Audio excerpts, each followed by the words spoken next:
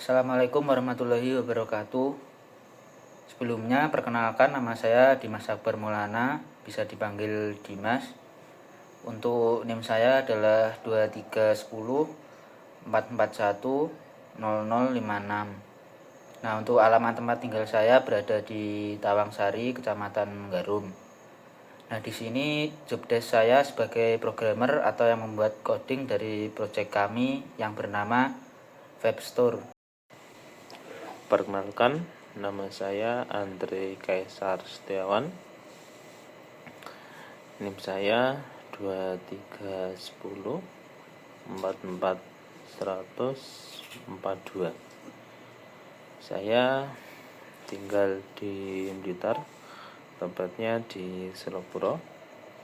Juga tempat lahir saya juga di Blitar. Untuk jobdesk saya sebagai pembuat laporan.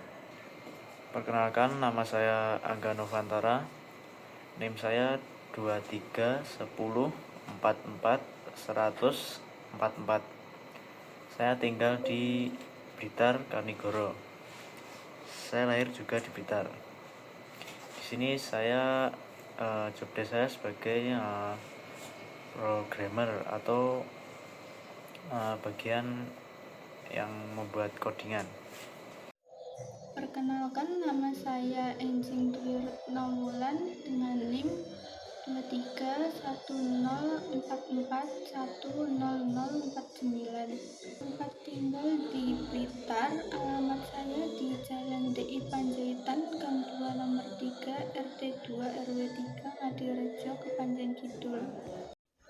Jobdesk saya yaitu di bagian membuat laporan dan mengedit video. Di sini saya Dimas Akbar Maulana akan menjelaskan hasil dari aplikasi kelompok kami. Nah, di sini kelompok kami aplikasinya namanya adalah Webstore. Nah, di dalam aplikasi kami tampilannya ada form yang berisikan tabel dari Webstore yang berisikan atributnya ada kode, nama, harga, dan juga stok. Di sini untuk primary key-nya kami ini adalah yang kode, lalu namanya ini adalah unique. Nah, selanjutnya di sini di bagian bawah ada 4 button aksi ya. Di sini untuk button pertama adalah load. Ini kalau diklik maka akan merefresh halaman. Selanjutnya adalah button insert. Ini kalau kalian klik maka akan muncul form yang berguna untuk memasukkan data produk baru. Di sini contohnya kita masukkan kode BP555. Lalu kalian masukkan harganya juga. Lalu kalian masukkan nama. Di sini contohnya saya masukkan baterai. Lalu kalian masukkan stoknya juga. Kalau sudah kalian klik OK, maka seharusnya pada bagian yang paling bawah akan muncul produk yang sudah kalian insert tadi atau kalian tambahkan. Selanjutnya kalian klik produknya, lalu kalian pilih update, maka akan muncul form untuk mengupdate data produk atau mengedit. Di sini contohnya saya tambahkan namanya menjadi baterai 2. Lalu kalian klik update, maka seharusnya akan berganti produknya tadi menjadi baterai 2. Selanjutnya kalian pilih lagi produknya dan kalian klik button delete. Nah, ini fungsinya untuk mendelete produk yang kalian pilih tadi. Nah, di sini di bagian paling bawah yang baterai 2 tadi sudah hilang. Jadi cukup seperti itu demo aplikasi dari kelompok kami. Kurang lebihnya mohon maaf. Nah, jadi saya Enjing Dwi Retnowulan akan menjelaskan mengenai migration. Untuk use di sini untuk mengimpor kelas-kelas yang dibutuhkan. Di bagian migration ini kelas dasar untuk migration Laravel. Kemudian yang bagian blueprint untuk mendefinisikan struktur tabel seperti ini. Kemudian di bagian skema, untuk menjalankan perintah membuat atau menghapus tabel. Di return new class extend migration ini, di sini untuk mengembalikan sebuah kelas anonim yang mewarisi migration. Nah, ini merupakan gaya Laravel versi baru agar lebih ringkas gitu. Kemudian di sini ada bagian method app, yaitu public function app. Di bagian create tabel product callback function blueprint, di sini untuk membuat tabel baru bernama product. Kemudian di bagian tabel string kolom kode primary ini menambahkan kolom kode dengan tipe data string dan menjadikannya sebagai primary key. Kemudian berikutnya ada tabel string kolom nama. Di sini untuk menambahkan kolom nama bertipe string, biasanya maksimal 255 karakter. Yang selanjutnya integer harga.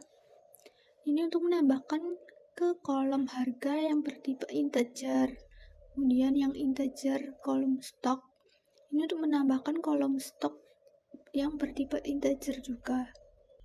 Selanjutnya di bagian timestamp ini untuk menambahkan dua kolom, yaitu created at dan update at yang otomatis dikelola di Laravel-nya.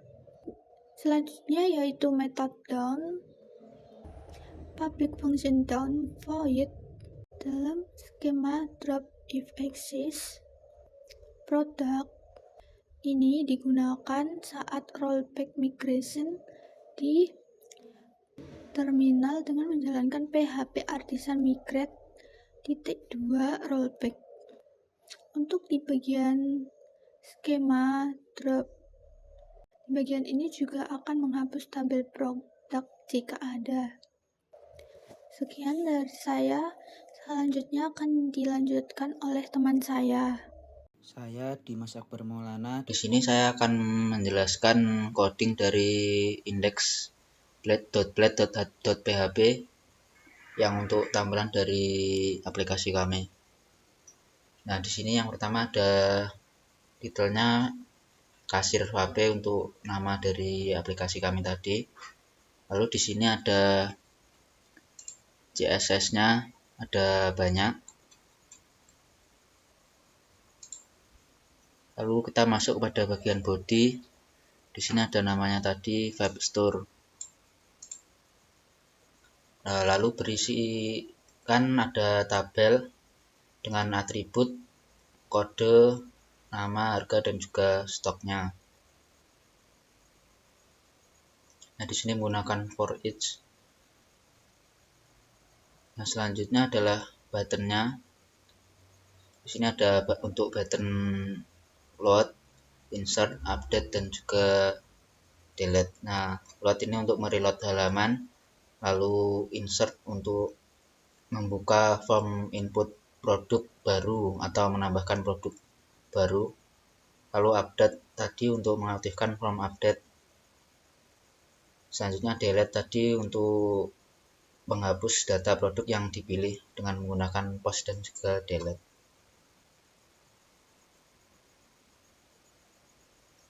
Nah, ini tadi.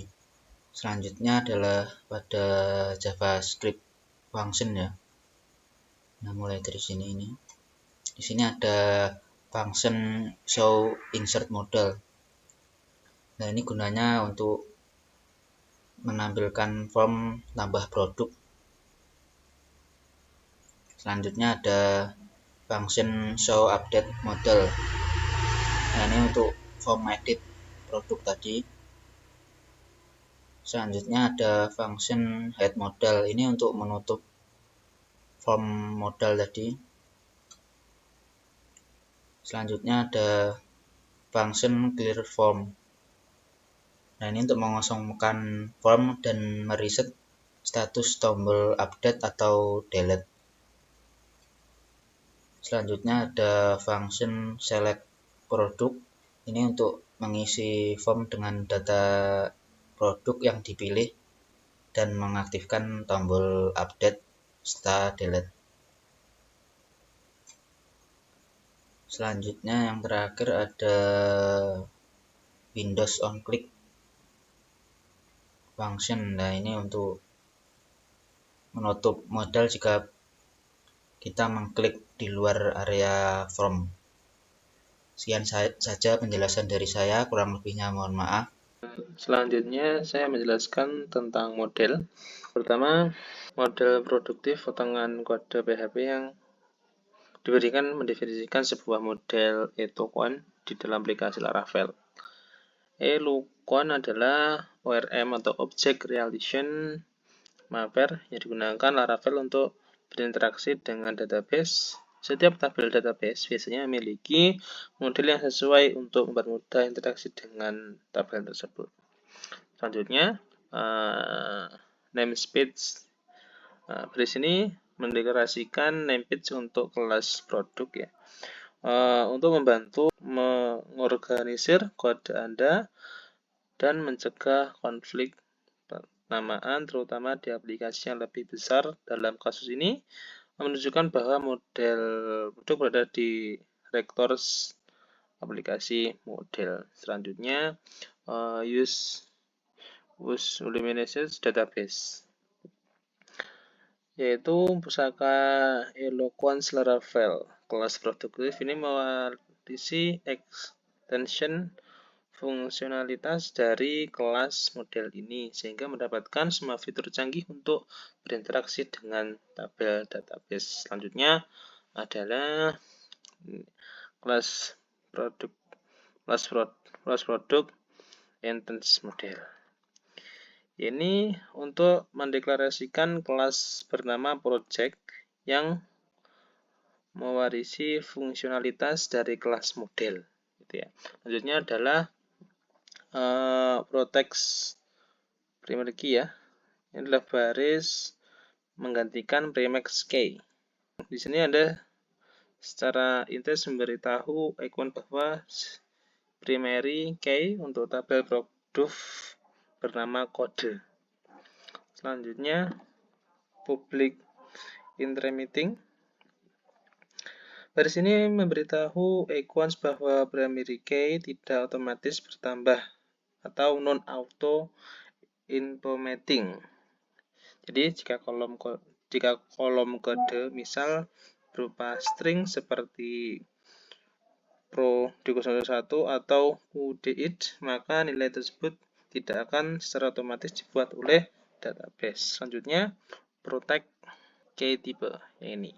Ini merupakan tipe data dari primary key untuk mengatur incrementing menjadi false dan kemungkinan memiliki primary key seperti premaker ya. Selanjutnya, yang protect fill table ya. Ini adalah sebuah fitur keamanan penting yang disebut perlindungan penempatan massal ya. Mendefinisikan atribut mana dari model yang dapat ditetapkan secara massal. Menetapkan massal terjadi ketika meneruskan lari data ke model secret atau fill model. Dengan mencantumkan kode, nama, harga, dan stok di sini, mengatakan bahwa hanya kolom-kolom ini yang dapat diisi dengan cara ini, mencegah modifikasi data yang tidak disengaja pada kolom ini. Misal kolom is admin yang tersembunyi. Ya, seperti ini ya. Ini ada kode, nama, harga, dan stok. Selanjutnya, saya juga akan menjelaskan tentang shader ya. Shader yaitu cara untuk mengisi database dengan data awal atau dummy data. Ya. Ini digunakan untuk mengembangkan aplikasi tanpa harus memasukkan data secara manual atau berulang kali. Ya, terus untuk menguji fitur-fitur aplikasi, data yang ada. Terus juga memberikan data dasar yang penting saat aplikasi pertama kali dijalankan di lingkungan produksi. Ya. Tugas utamanya adalah memasukkan daftar produk ke dalam tabel produk. Headernya adalah namespace atau database header, yaitu seperti rumah dengan alamat, itu membantu server untuk menemukan name ini ya, itu yang ini ya. Lanjutnya use illuminate ya. Itu digunakan untuk mewarisi semua kemampuan dasar yang diperlukan untuk menjadi sebuah shader ya. Lanjutnya use illuminate support FastDB. Ini FastDB. Nah, fase ini adalah pintu gerbang kita untuk berinteraksi langsung dengan database tanpa melalui model Eluget ya. Ini juga penting sekali untuk mengoperasikan setting sederhana seperti memasukkan banyak data sekaligus DB, Fastship, seringkali lebih efisien dan langsung ya. Jadi langsung gantinya gitu. Selanjutnya adalah class product shader, extend shader ya. Yaitu deklarasi kelas produk shader yang mewarisi dari shader. Public function run void. Ini adalah model inti dari setiap shader ya. Ini untuk menjalankan shader ini semua kode dalam mode run yang akan dieksekusi. Tepatnya untuk mendefinisikan data apa yang akan dimasukkan ke database. Gitu. Selanjutnya ini data table produk ya. Ini untuk memilih tabel database yang bernama produk. Ingat tabel yang terkait dengan model produk kita ya. Produknya itu yang ini semuanya nih ya, kayak kode, ini kodenya ya, ini namanya, ini nama produk, harga, dan sama stoknya. Tentunya ini ada di dalam kurung ada kode yang digunakan untuk masukkan insert banyak baris data sekaligus ke dalam tabel. Juga di dalam kurung siku ini kita punya array dalam array daftar dari step daftar. Di dalamnya merepresentasikan satu baris produk yang akan dimasukkan. Jadi ini ya produknya ya. Di sini ya ada kode, nama produk, harga sama stoknya ya. Terus untuk menjalankannya yaitu shader ini dan mengisi database ada dengan biasanya menggunakan perintah artisan di terminal ya, bash php artisan db set kelas produk shader. Atau jika ingin menjalankan semua shader yang terdaftar di database menggunakan bash php artisan db set. Gitu ya. Saya Angga Novantara. Di sini saya akan menjelaskan tentang controller. Di project kami, filenya kami beri nama product controller.php. Di sini terdapat namespace app http controller. Ini menyatakan bahwa controller ini berada di dalam folder app http/controllers, lalu mengimpor model produk dan kelas request dari Laravel. Selanjutnya terdapat public function index. Ini mengambil semua data produk dari database lalu menampilkan data ke view product.index. Ini digunakan untuk menampilkan daftar produk. Yang selanjutnya di sini terdapat public function store. Request ini memproses form tabel produk baru. Ini ada validate, request validate ini validasi data. Ini ada kode. Kode ini bersifat unik, jadi tidak boleh sama. Lalu ada nama, harga, dan juga stok. Ini wajib diisi dan sesuai format. Ini menyimpan ke database dengan create redirect ke halaman produk dengan pesan sukses. Ini digunakan untuk menambahkan produk baru. Selanjutnya ada public function update request. Ini menerima request update berdasarkan kode. Ini juga ada validasi nama, harga, dan juga stok.